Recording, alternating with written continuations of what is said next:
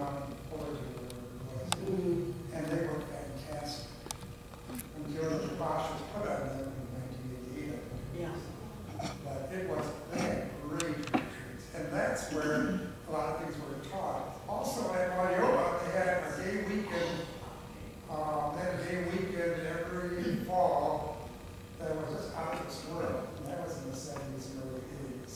Well, just a little factual thing on that too, that's interesting about the social activism. Because we had admin at the Senate Club, and we got a letter from the Senate Club saying that we no longer do that because of, but what disturbed us was we knew the sisters didn't make the decision.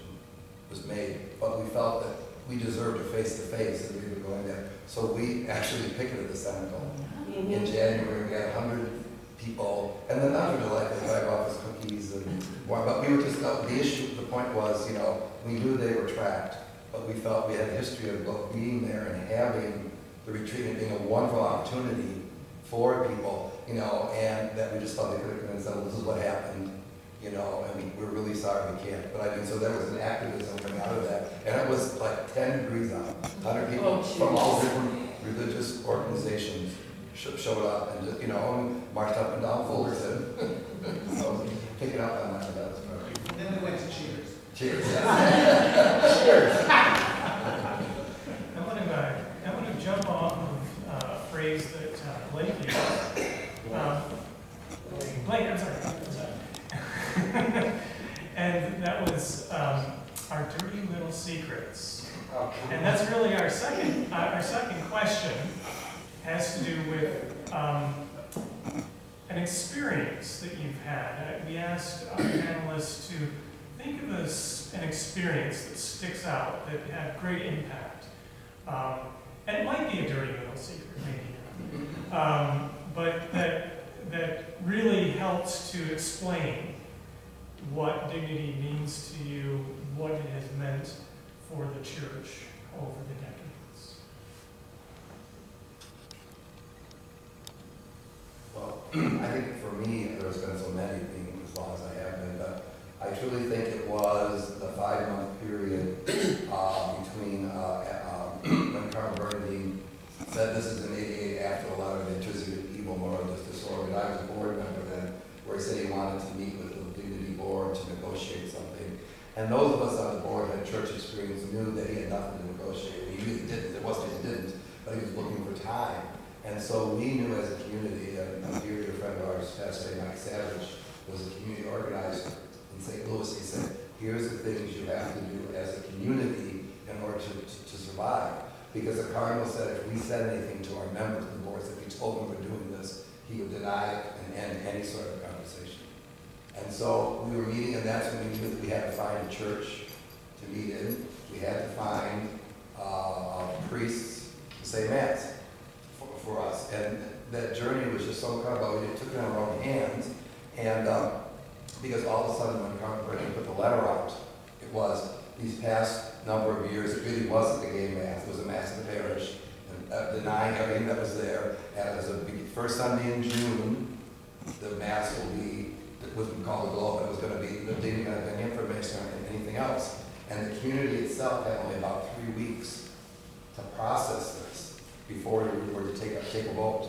And I remember one of the most heartfelt experiences of that was I was on board, we met with the Lutheran Pastoral Council, which is mostly lay at Resurrection Lutheran. And they voted unanimously to accept us. They said it was a denial of Eucharist. We were being denied. And it just, I still even now, when I think about that. And so that when we went to church that day, Father Michael Hill, a Franciscan, gave the most incredible homily in St. Sebastian's before he went downstairs to vote on whether or not we would accept the Archdiocese, you know, new program and for all our courts dissolve or what. And he just, and so we went down the vote, and we were able to tell the people, we have a priest, we have a church. Next Sunday, Dignity Mass will continue. It will be there. The vote that night was 75% of the chapter voted to. And so we were not kicked off church space. We owned our faith and walked out that door proudly. And that's why Dignity is still around. And for the first, Ms. Carter Bernadine put a statement in that no priest of the diocese could say Mass for us. So we were flying in pretty sort of Detroit, and you know, and then finally he realized we weren't going away. So he met with us, and but to me that was really, claiming who we are, and saying we were not thrown out, we walked out, probably, and that's that experience to me is just. Can I add a couple things to what Mike said? That whole event was a process. Some of us met in private homes during that decision-making. We met at Jack and Pat's. We met at Jim Modjeski's. It was a kind of a decision-making group. I can remember previous to the big decision at the bar, after the social, Jim Modjeski, I believe, was one who went around to people, what do you think about what's going on? Do you think you want to be a part of this? It was very much a process. And if you recall, the night the decision, the night the decision was made, that next day was the prayer service at the AIDS Memorial Service at St. Clements, and we went in Mass, and the response from the people at the service was very powerful, as was the response from the people at the end of the month, or from those who came to the Gay Pride Parade. If you remember, we were led, Tom Welch's truck led the group, and because we had made the decision we had made, and it was such a powerful decision, the response from the participants at the parade were very favorable. Yeah, the one big Chapman parade, we said no to Cardinal Joe. That was your jam. Our side of the street proudly proclaiming, so the people showed their experience. And the powerful piece of it as well is this is at a time in the height of the AIDS crisis. So some people were saying, by doing this, I may not have a Catholic funeral.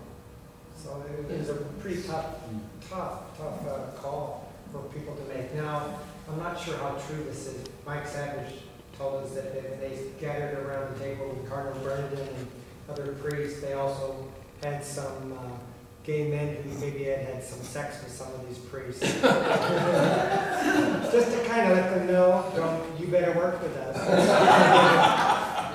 we were certainly religious, but we knew the politics behind it too. You know, that makes me so sad, to be very honest with you, because I knew through Dignity really a lot of gay priests. And I remember saying to them, I don't understand why the group of you do not go to Bernadette and simply say, I cannot preach this lie from the altar. I could understand why one priest might not do that. But, I mean, I'm from a religious community. And when I first came to Dignity, the big thing was, you do know that everyone will presume you're a lesbian. And I said, well, unless I think it's okay to be a lesbian, I really shouldn't be here, should I? So calling me a lesbian would not be an insult to me. It would be something you don't know, but, you know. And then they wanted to know, too, how my religious community would feel about it.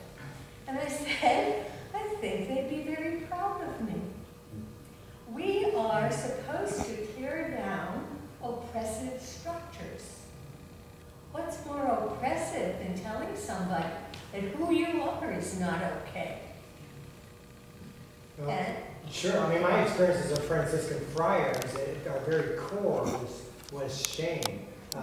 I had a friend in a religious order that when he went to the urinal, there was a stick with a little hook on it, so that he would not touch himself. Oh, Dare you think a dirty thought? I mean, there was a Franciscan friar I knew who bragged about not having a sexual thought in 25 years. Now, he was about 300 pounds overweight and couldn't walk anymore.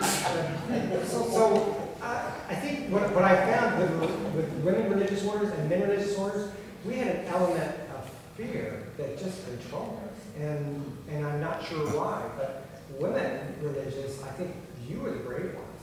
Yeah, we wouldn't, I mean, well, sort of like now, you know, we're in the same category as gay and lesbian Catholics, you know, but, you know, there was a chapter in my community, and it was during the AIDS time, I had done a group at Howard Brown for friends and lovers of men with AIDS. And it was the beginning of it when they couldn't, if you went to work, you wouldn't dare say my partner is sick or anybody in your family. So it was a tremendously painful time, but really one of the most meaningful things I've ever done in my life. And so they asked me if I would do a session on AIDS. And I said, you mean talk about sick homosexual people? I don't think so. How about I just talk about homosexual people from my experience? So yes, we did that. And in the morning, it was an evening thing after we met all day. And I said to my friends, listen, tonight is a limited number of seats. So don't take those seats until all the old girls get in. Because after a day like this, if they don't see a seat, they're gonna just go to bed. My friends laughed at me and they said, you think that many people are coming? I said, yes. The room was full. Our treasurer counted, I don't even remember the number, but she was so astounded. And the next day, sisters in the infirmaries would say to me, we hear it. Last night was so wonderful. Well, see, by now, people in our families are coming out to us. We've met people, we know people, and that's all it takes, really. I mean, you cannot hold that prejudice when someone you love tells you he or she is gay. So I'm really happy when people are brave enough, you know, to come out and to say that. And my niece is a lesbian woman living in California, and she's the product of my twin sister. And my sister was a little bit shocked, but she just hadn't. We didn't have the experience of knowing anybody, you know. We didn't have the experience of knowing we knew anybody. That was the thing, because it just wasn't. It's not something you talked about. But the men just wouldn't. They just couldn't put themselves with everybody, which was, I think, kind of a shame, because I don't know how a priest steps up in a pulpit and says those words intrinsically. Intense fear, intense shame. Yeah. It was just so present. But you see, if I were lesbian, my sisters would not let me be put out of my community. I mean, we're sisters. But the brothers, I think, just didn't feel, I don't mean brothers from your life, but I mean the priest as brother. I don't think. I think the other part is there's the element of sexism that's so intertwined with homophobia. I remember watching a commercial where this woman was orange juice and she was sitting up in a tree. She said, you know, when I was a little girl, they used to call me a tomboy. Now, let's take that same commercial. This was 20 years ago. And someone like me saying, you know, when I was a little boy, I was a sissy. You can't say that. That's derogatory. And men is just so ingrained in us that we had to put on a fake show. I mean, yeah, we couldn't be who we are. And it was scary. We had to act straight.